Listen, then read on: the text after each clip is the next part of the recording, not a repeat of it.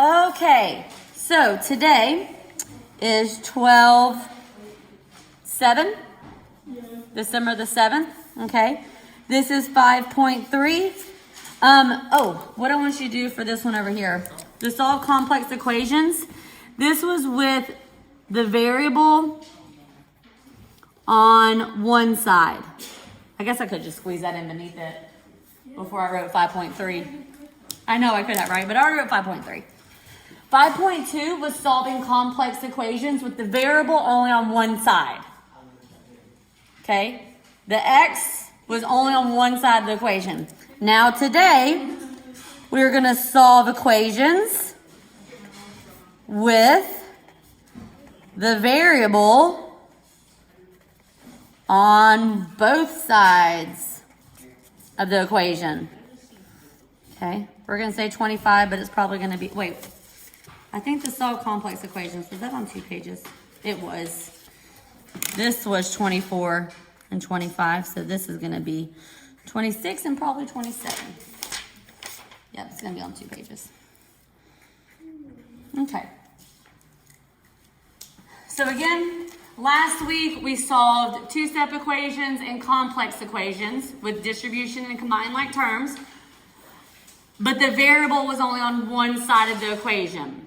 Now the variable is going to be on both sides, okay? And we're going to have to get it onto one side of the equation. So again, that's going to be on 2 pages. Go ahead and turn to that page. Did you get this in the table of contents? Go ahead, turn to that page and title it 5.3. Equations with the variable on both sides.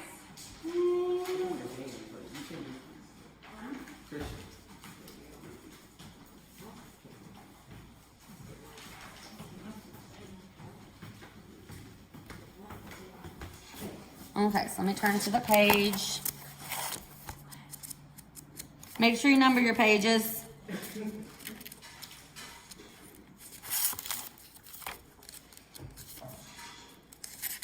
Here we are, page 26.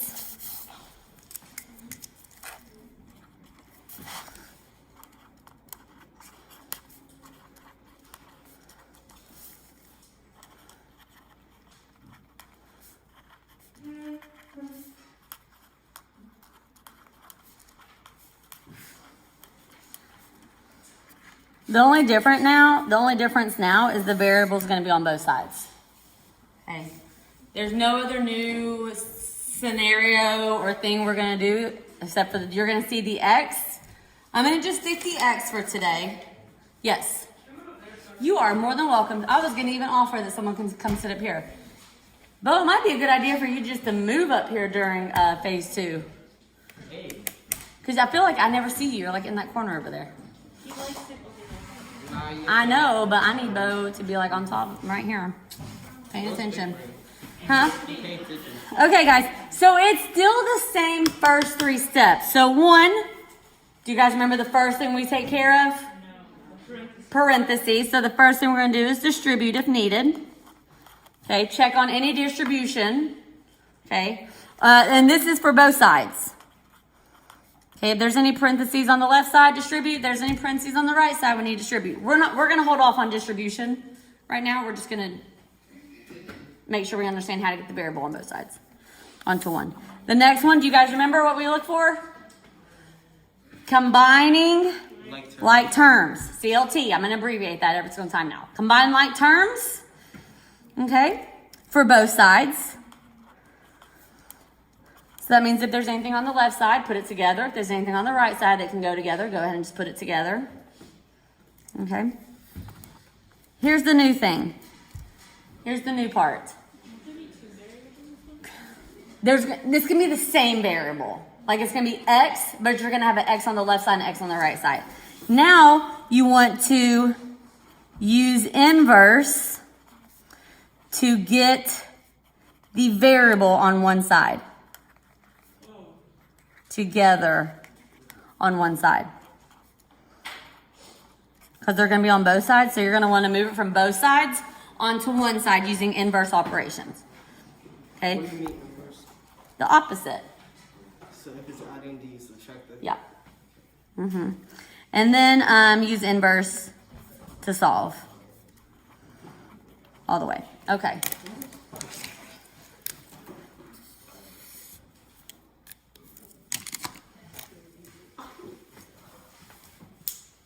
Come on. What do you mean, come on?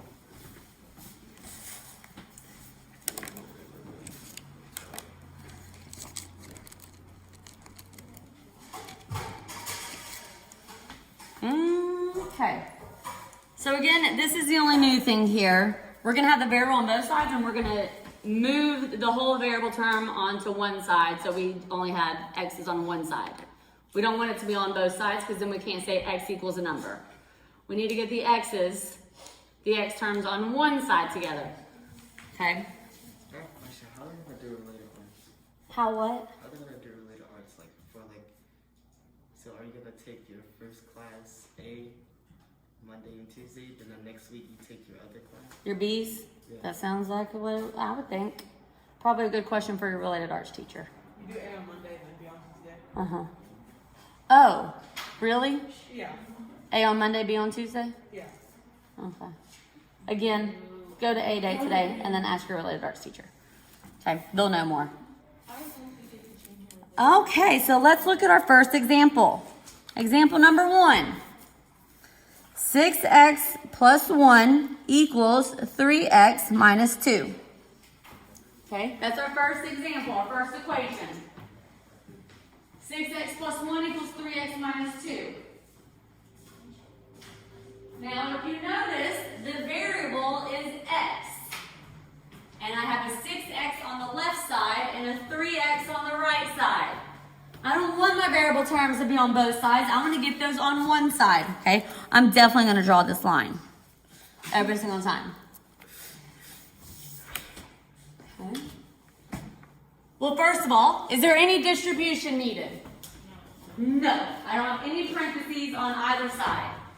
Can I combine like terms on the left side? Can I add 6x and 1? No. Can I add 3x minus 2? No, because they both don't have x's. Okay? And I can't say 6x plus 3x because they're on opposite sides of the equation. So there was no 1 or 2. We are straight to step number 3. Use the inverse to get the variables together on one side. Okay? So I have a 6x and a 3x. Yes, minus the 3x. Because that minus sign belongs to what? To the 2. This is a positive 3x. So drawing this line helps you see that I can't just do 6x plus 3x because they're not on the same side. Jake and Hunter, y'all distracting me. Okay? If you're moving things across that equation line, you have to do the inverse. So correct, Kennedy. If it's plus 3x, I'm going to minus the 3x, and you take the whole term. You want that 3x to be gone, so you have to subtract the 3x. Then, from the 6x over here, I can subtract the 3x. All right, so what is my new equation now? 3x plus 1 equals negative 2. Now we're back to just two-step equation. Now we're back to 5.1. Now we're back to 5.1. Now we just use inverse operations to solve. What's the first step?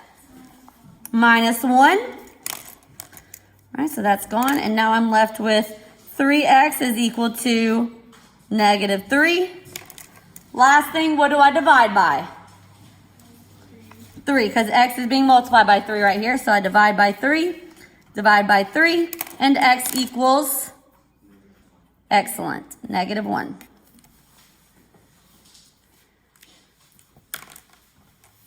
How easy was that? Not easy.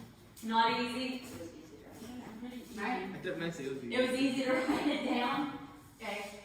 Your goal is if you see a variable on both sides of the equation and you want to get them together on one side, you do the inverse. Now you could have also subtracted the 6x over to this side and you would have just had a negative 3x on that side. All the negatives and positive would work themselves out and everyone would get x equals negative 1. All right, let's do another example here. Do in a different color. Okay, example number 2. Again, I'm not going to put distribution in today. Okay, focus today is just getting those variables on both sides. All right, so let's do 9 minus 4x is equal to negative 12 plus 3x. And draw your line down here. Your line's really important to help not make the mistake of combining like terms when you should be using inverse operations.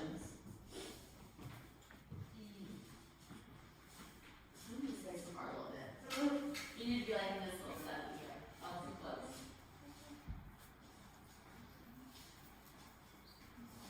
No, I'm just letting you explore right now. I mean, we are going to solve it, yes. I want you to be thinking what the first step is. Okay, first of all, is there any distribution? No, because there's no parentheses. Can I combine like terms on the left side here? No, you can't subtract those because they both don't have x's. Can you add these together? No, you can't. So there's no distribution, there's no combining like terms. Now we need to get our variable terms on one side. Okay? You gotta add them. Plus 3. So I'm going to do plus 3x. Can't you do minus negative? You can do minus 3x. You have two options, guys. I'm talking about 4. You can either subtract the 3x and subtract the 3x over here, or you could add the 4x and then add the 4x over here. You want to do minus the 3x? Okay, your x doesn't always have to end up on the left side. If you're like, hey, I want to deal with positive numbers, I'm going to do plus 4x and plus 4x over there. It doesn't matter, okay?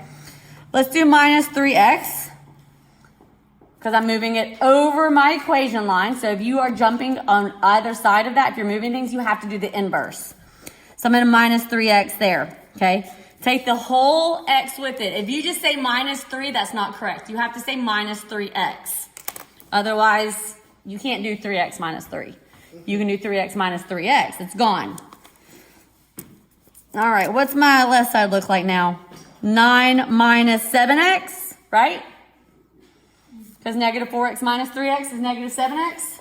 So 9 minus 7x is equal to negative 12. Okay, we took that 3x off to the side. Okay, so we had those x terms on both sides. And we got them now. Now my x term is on one side. This is what we like to see. Now I can actually solve for x. What are you going to do first? Minus 9, right? Because this is technically a plus 9, right? That is a positive 9. Again, some of y'all, I highly encourage to put the plus sign in front of the 9 because you get confused on this minus right here. That is a minus 7x. That belongs to the 7x. That is a positive 9. So I do subtract the 9 because I'm moving it over here on the other side. And I'm left with negative 7x. Please don't forget to bring down that negative with the 7x. Negative 7x is equal to, what's negative 12 minus 9? It becomes a larger negative number. So negative 21.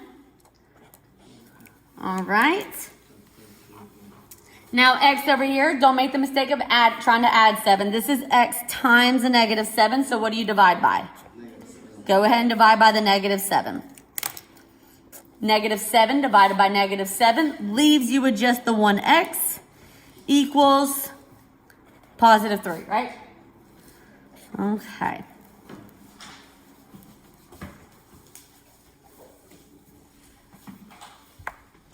It's the same concept of when we were moving just the numbers.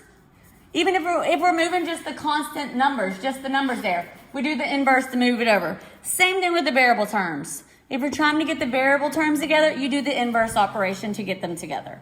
Just like we do with just the numbers. Okay. Let's do another example.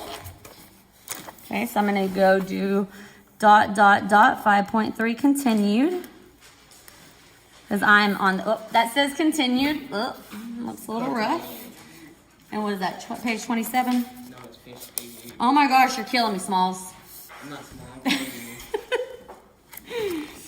you. Okay, this is example number 3. And the variable is going to be on both sides.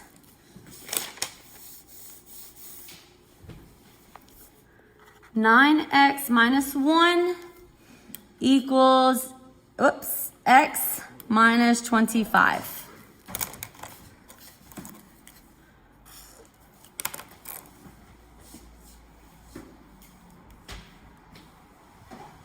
X minus 1 equals x minus 25. Is there any distribution needed? No, because I don't see any what? No parentheses. Can I combine 9x minus 1? No. Can I put together x minus 25? No, because the 25 doesn't have the x's with it. Okay, so there's no distribution, no combining like terms on each side. Okay, so now I've got to look at moving things together across the equation using inverse. What is the coefficient or the number in front of the x here? A 1. I'm going to tell you, you need to put that there. You need to put that one there. Okay, it's better if you visually see it, I promise. Okay, put that one there. All right. So now I want to get my variable terms together. So I got a 9x and a 1x. You will minus 1x. Let's minus the 1x. Excellent. So we're moving it off the right side. Take the x with it. So don't just say minus 1 minus 1x, because 1x minus 1x, it's gone. Now I'm going to minus the 1x from the 9x. Right, excellent. 8x, bring down that minus 1, equals? Negative 25. Good. All right, so you already get the how to move from both sides to one side. You do the inverse operation, move it over there. Now the variable's on one side. Now it's just use the inverse to solve. So I'm going to add 1. 8x is equal to, what's negative 25 plus 1? Negative 24. Negative 24, because you're coming closer to 0. Just think about a number line. Okay. And what do I divide by? Divide by just the 8. You don't want to divide by the 8x, so that takes the x away. You want the x to stay. You just want the 8 to go when you're dividing. So just divide by the 8. Anthony, stop being distracting to Christian. Okay. X equals negative 3. I feel like we got a lot of 3's in these problems. Anyone else feel like that? Yes. Two 3's? Okay. I mean, not even like the answers. I just feel like I use 3 a lot. And so far, X is in my head. Okay. I'm going to give you something that, let's see how we do this one. Okay, 4. Number 4. Example number 4. 10x plus 48 equals 2x.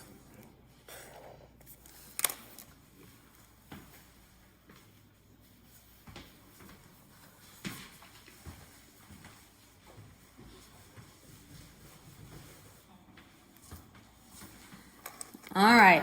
What do you want to do? There's no distribution. There's no combined like terms. Yes, it is combining like terms. Well, combined like terms across the equation. That's not called combined like terms. Minus the 2x, right? We want to take this x term of 2x and move it over here with the 10x. And since, again, I'm moving it across the equation, that's why this line is helpful, you have to do the inverse. So I'm going to minus the 2x over here to the 10x. Yep, now we have 8x plus 48 equals what? What is 2x minus 2x? 0. Is 0 a number? No. Yes. No. On my number line, if we were in my class, you'd see the 0. Put a 0 there. Okay, I'm going to add this in a little side note because this is very important.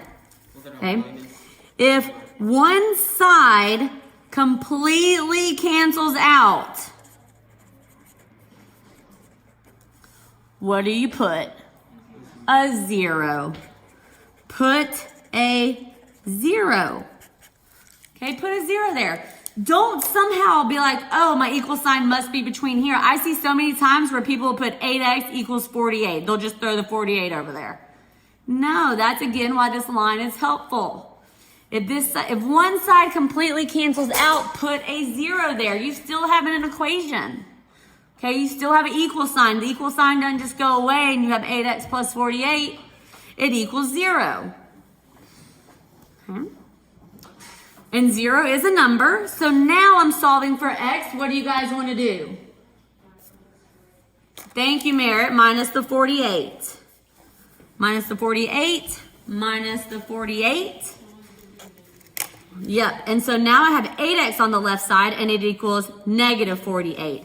And it's negative 48 because you moved that positive 48 over to the other side. So it'd be the inverse of it. It'd be minus 48 over there. Negative 48. Divide by 8 because you want the x to stay now. Ooh, what's negative 48 divided by 8? Negative 6. Good job, guys. Okay, that's a scenario. I just wanted to focus on this. What happens if one side completely cancels out? Okay, I wanted to give you a scenario of that in case that happens. If one of your sides, if you're moving things around, if you completely move everything off of one side, you have to put a 0 there. Now, you could have subtracted 10x and moved it over here and you wouldn't have came into that problem. Well, not a problem, that scenario. So I just want to make sure you understood what to do. If one side completely, nothing's there, put a 0.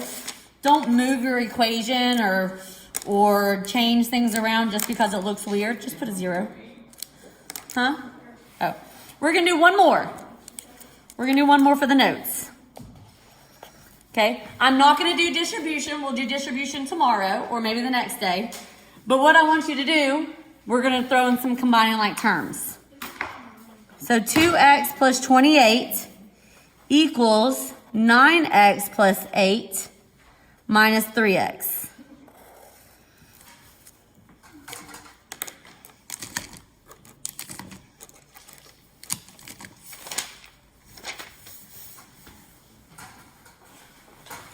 Okay. 2x plus 28 equals 9x plus 8 minus 3x. Well, first of all, is there any distribution? Obviously not. I've told you we're not doing that today because I don't see any parentheses. Can I put the 2x plus 28 together and say 30x? Nope, can't say that because 28 doesn't have any x in it. No combining like terms on this side. Can I combine like terms on this side? Yes. So I want you to circle those terms. I have a 9x and a minus 3x. You need to combine.